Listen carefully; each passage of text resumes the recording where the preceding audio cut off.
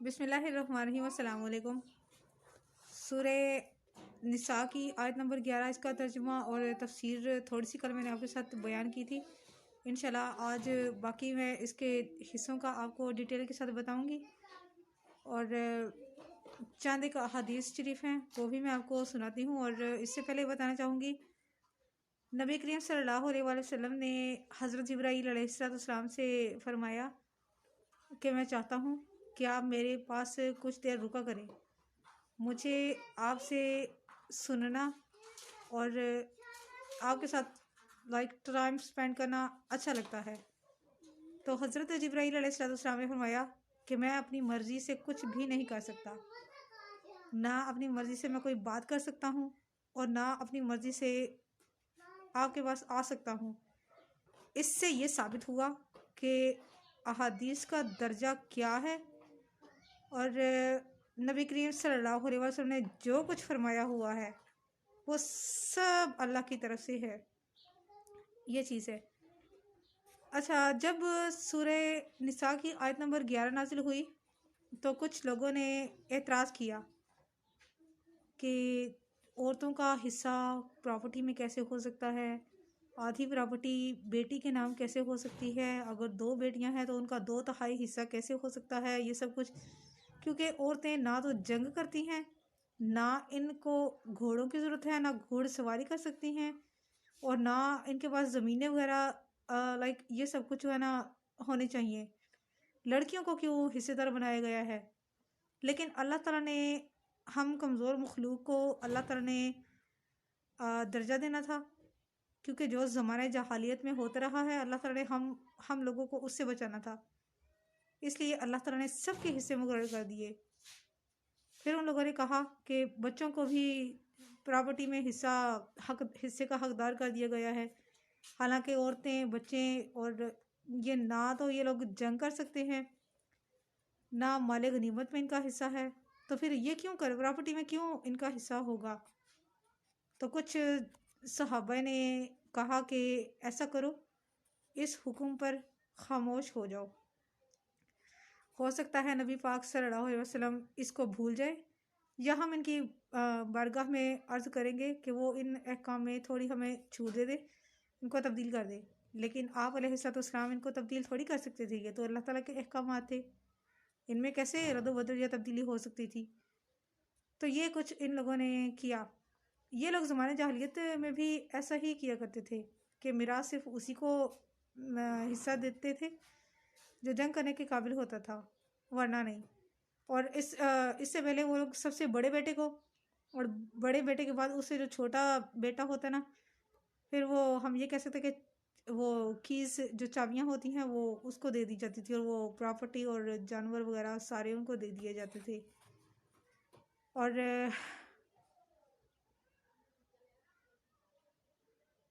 فلاحما ثلث ما ترک، اس کا مطلب ہے اگر لڑکیاں صرف 2 ہوں تو ان کا بھی یہی حکم ہے کہ ان کو 2 ثلث ملے گا، کیونکہ دوسری آیت میں 2 بہنوں کو 2 ثلث دیا گیا ہے۔ جب 2 بہنوں کو 2 ثلث عطا کیا گیا ہے تو 2 بیٹیوں کو بدرجہ اولا 2 ثلث عطا کیا جائے گا۔ پہلے حضرت جابر رضی اللہ کی حدیث میں گزر چکا ہے کہ رسول اکرم صلی اللہ علیہ وسلم نے حضرت سعد بن ربی کی 2 بیٹیوں کو 2 ثلث عطا کرنے کا حکم دیا۔ اسی طرح یہ قرآن و سنت سے ثابت ہو چکا۔ اب ان میں جو رد و بدل کرے گا، جو چینجنگ کرے گا، تو اس کا وبال اس انسان پر ہی ہوگا جو اب بھی وہ چینجنگ کرے گا۔ اس لیے یہ حکم آپ کو میں بہت قریب سے اور بہت ڈیٹیل کے ساتھ میں آپ کو بتا رہی ہوں، کیونکہ اللہ پاک نے حکم دیا ہے اس کا۔ پس اگر 2 کو بھی آدھا حصہ دینا مقصود ہوتا تو اس کو یہاں بیان کر دیا جاتا۔ جب ایک بیٹی کے حصے کو علیحدہ ذکر کر دیا تو اس سے معلوم ہوا کہ 2 بیٹیوں کو وہی حصہ ملے گا جو 2 سے زائد کا ہے، یعنی 2 کی جگہ زیادہ ہوں یا جتنی بھی ہوں بیٹیاں ہوں، صرف بیٹیاں ہوں، بیٹے نہ ہوں، یا بہنیں ہوں۔ بہنوں کا اب آپ کو میں بتاؤں گی۔ اور والی ابویہ لکل واحد منہما السدس، والدین کے لیے ورثہ کی مختلف صورتیں ہیں۔ اگر مرنے والے کی اولاد ایک لڑکی زیادہ ہو تو ماں باپ میں سے ہر ایک کو 6واں حصہ ملے گا۔ اگر مرنے والے کی صرف ایک بیٹی ہو تو اسے نصف ترکہ اس بیٹی کو ملے گا، اور ماں باپ میں سے ہر ایک کو چھٹا حصہ ہی ملے گا۔ اس کے علاوہ باقی جو چھٹا حصہ بچے گا وہ باپ کو بطور عصبہ مل جائے گا۔ اس صورت میں باپ کو اس صورت میں تیسرا حصہ ملے گا، باقی کل مال باپ کو عصبہ ہونے کے لحاظ سے مل جائے گا، گویا کہ اس کو 2 ثلث یعنی ماں سے دگنا ملے گا۔ کیوں باپ کو ماں سے دگنا کیوں ملے گا؟ کیونکہ اس کے اوپر رسپانسبلٹی ہوتی ہے اولاد کی شادیوں کی اور گھر کو چلانے کی، کھانے وغیرہ کے اخراجات، اس لیے باپ کو جو ہے نا وہ زیادہ دیا گیا ہے، اور لڑکیوں کو اسی لیے کم دیا گیا ہے کہ 2 لڑکیوں کے برابر ایک لڑکے کا حصہ ہوتا ہے، یعنی کہ 2 حصے لڑکے کے ہوتے ہیں اور ایک حصہ لڑکے سے ہاف جو ہے وہ لڑکی کے لیے ہوتا ہے، بیٹی ہے، بہن ہے، جو بھی ہے۔ یہی حکم ماں کے بارے میں ہے کہ ماں کو کم دیا گیا ہے، کیونکہ ساری رسپانسبلٹیز وہ والد کے اوپر ہوتی ہیں، اس لیے والد کو والدہ سے زیادہ دیا گیا ہے، یہ چیز ہے۔ ہاں، اگر مرنے والے کی اولاد نہ ہو اور والدین اور بیوی ہو، یا مرنے والی عورت تھی اور اس کی اولاد نہ تھی البتہ والدین اور شوہر تھا، ان دونوں صورتوں میں اس بات پر اتفاق ہے کہ خاوند کو نصف ملے گا اور بیوی کو چوتھا حصہ ملے گا، مگر اس میں آگے اختلاف آ جاتا ہے کہ اس کے بعد ماں کو کیا ملے گا۔ تو اس میں 3 اقوال ہیں، لیکن جو صحیح حدیث شریف ہے وہ میں آپ کے ساتھ بیان کرنے لگی ہوں، جس میں میرا دل بھی سیٹسفائیڈ ہے۔ وہ یہ ہے، ان دونوں مسئلوں میں خاوند یا بیوی کا حصہ نکالنے کے بعد باقی مال کا تیسرا حصہ والدہ کو دیا جائے گا، کیونکہ باقی مال ان دونوں کی نسبت گویا کل مال ہے، اور والدہ کا حصہ باپ سے نصف ہے، اس لیے باقی مال کا تیسرا حصہ والدہ لے لے گی، اور باقی جو 2 حصے بچے وہ باپ لے لے گا۔ یعنی اگر ہم ایک مال کو 6 حصوں میں تقسیم کرتے ہیں تو ان میں سے جو 2 کے حصے ہیں نا، یعنی کہ 2 حصے 2 تہائی کے، وہ ملیں گے باپ کو، اور جو صرف 2 ہوں گے وہ ماں کو ملیں گے، بیوی کو زیادہ ملیں گے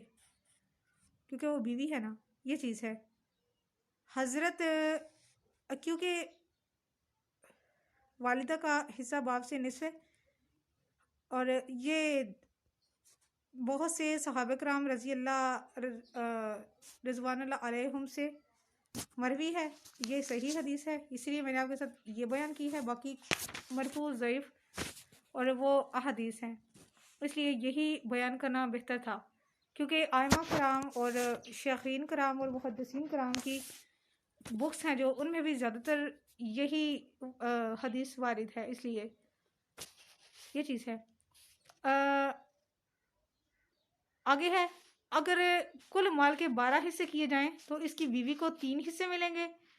والدہ کو 4 ملیں گے، اور باقی 5 حصے باپ کو ملے گا۔ اور اگر مرنے والی عورت ہو اور اس کا خاوند موجود ہو تو ماں کو باقی مال کا تیسرا حصہ ملے گا، کیونکہ اگر کل مال کا تیسرا حصہ اس صورت میں ماں کو دے دیا جائے تو اسے باپ سے زیادہ ملے گا۔ مثلا اگر کل مال کے 6 حصے کیے جائیں تو 3 حصے خاوند کو ملیں گے، 2 حصے ماں کو ملیں گے، اور باپ کے لیے صرف 1 حصہ بچے گا جو کہ ماں سے کم ہے، اس لیے اس صورت میں 6 میں سے 3 خاوند کو دیے جائیں گے، 1 حصہ ماں کو اور 2 باپ کو۔ میں آپ سے تھوڑی دیر پہلے ذکر کر چکی ہوں، اور یہی قول صحیح ہے اور یہی حدیث صحیح ہے، حدیث حسن ہم اسے کہہ سکتے ہیں۔ جو زیادہ تر پراپرٹی کی بکس میں جو ان کا ٹاپک ہے ان میں زیادہ تر اسی کا حوالہ دیا جاتا ہے، اس لیے اسی کو بیان کرنا یہاں پر بہتر تھا۔ حضرت ابن عباس رضی اللہ فرماتے ہیں کہ ہمیں بھائیوں کے بارے میں ہوا تھا، ظاہر ہے جب ایک وائف ہوگی، کوئی اولاد نہیں ہوگی، ماں باپ بھی ہوں گے، بھائی ہوں گے، تو وہ بھائی بھی اس پراپرٹی میں حصے دار ہوں گے، لیکن بات وہی ہے کہ بھائیوں سے زیادہ جو ہے وہ باپ کو ملے گی پراپرٹی، اگر صرف ایک لڑکی ہو، اور اگر صرف وہ لڑکی وائف اگر صرف وارثہ ہو تو پھر والدین کے ساتھ ساتھ جو ہے وہ ان کو بھی ملے گی، اگر کوئی بہت زیادہ امیر بندہ ہو اس صورت میں، ورنہ تو آپ کو پتہ ہی ہے اگر بھائی 2 سے زیادہ ہوں وہ خود تو وارث نہیں بنیں گے، لیکن ان کی موجودگی میں والدہ کو چھٹا حصہ ملے گا، اور اگر بھائی ایک ہو تو والدہ کو تیسرا حصہ ملے گا، اور اگر ایک سے زیادہ ہوں گے تو اس کو چھٹا حصہ ہی ملے گا۔ علماء کرام نے اس کی وجہ یہ بیان کی ہے کہ ماں کو تیسرے حصے کی بجائے چھٹا حصہ اس لیے ملتا ہے کہ میت کے بھائیوں کی شادی اور ان کے نان و نفقوں کی ذمہ داریاں والد پر ہوتی ہیں۔ جی ہاں، میں آپ کو پہلے بھی بتا چکی ہوں، اسی حکمت کی بنا پر باپ کو زیادہ حصہ ملتا ہے۔ ائمہ کرام، محدثین کرام، مفسرین کرام سے یہی زیادہ تر حدیث شریف بیان کی گئی ہے، یہی لی گئی ہے، انہی کے حوالے سے یہ احادیث وارد ہیں، انہی سے روایات جو ہے وہ کی گئی ہیں۔ تمام علماء سلف و خلف کا اسی پر اجماع ہے کہ اچھا آگے آ جاتا ہے قرض۔ نبی پاک صلی اللہ علیہ وسلم نے فرمایا ہے کہ پہلے قرض کی ادائیگی،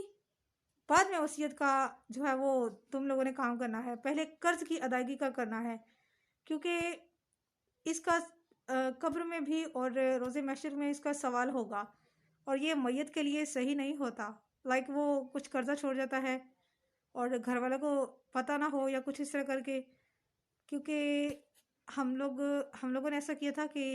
ہاں ہماری والدہ وغیرہ سودا سلف وغیرہ لینے کے لیے جایا کرتی تھی، شاپنگ وغیرہ سب کچھ، تو جہاں جہاں وہ جاتی تھی مجھے کم سے کم سب کچھ پتہ تھا، تو میں ہر اس ایک دکان پر گئی، ہر جگہ پر گئی، جو ہمسائے وغیرہ تھے ان کے پاس بھی گئی۔ کچھ لوگوں نے کہا تھا کہ ہاں ہیں، اب نہیں ہے، یہاں ہے، ہم نے تو فالتو ادا کر دیے، 200-400 ہم نے فالتو دے دیا، باقی واللہ عالم۔ جن میں سے کچھ لوگوں نے واپس کر دیے تھے 2-4 دن کے بعد کال کر کے میرے بھائیوں کو، اور ہم نے بہرحال دے دیے تھے۔ تو سب سے پہلے قرض کی ادائیگی کرنی ہے، یہ بہت ضروری ہے اور یہ بہت امپورٹنٹ چیز ہے۔ والدہ کی طرف سے سگے بھائی وارث ہوں گے اور الاتی بھائی وارث نہیں ہوں گے۔ آدمی اپنے سگے بھائی کا وارث ہوگا، نہ کہ اس بھائی کا جو صرف باپ کی طرف سے ہو، یعنی سوتیلا ہو۔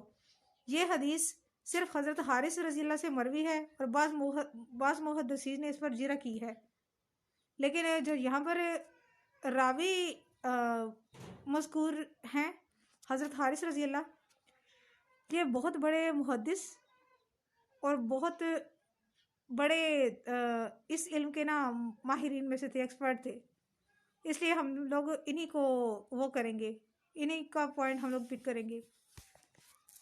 اباؤکم و ابناؤکم، یعنی ہم نے تمہارے والدین ابا اور ابنا یعنی بیٹے وغیرہ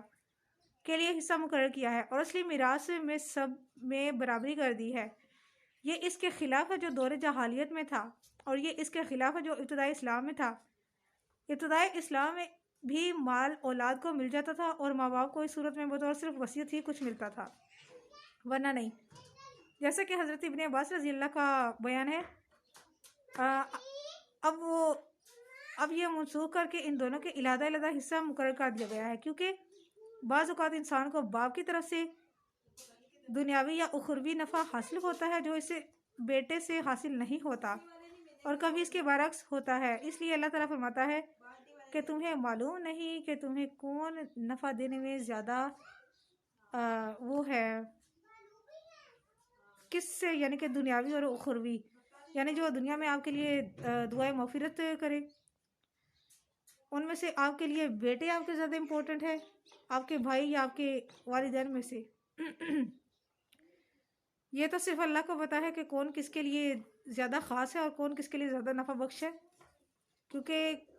ہماری بہت سی منزلیں ہوتی ہیں۔ ہمارا بڑھاپا ہوتا ہے، بڑھاپے کے بعد موت کا وقت، اس کے بعد قبر، اور اس کے بعد آگے محشر بھی، جہاں پر ساری مردوں نے جمع ہونا ہوتا ہے۔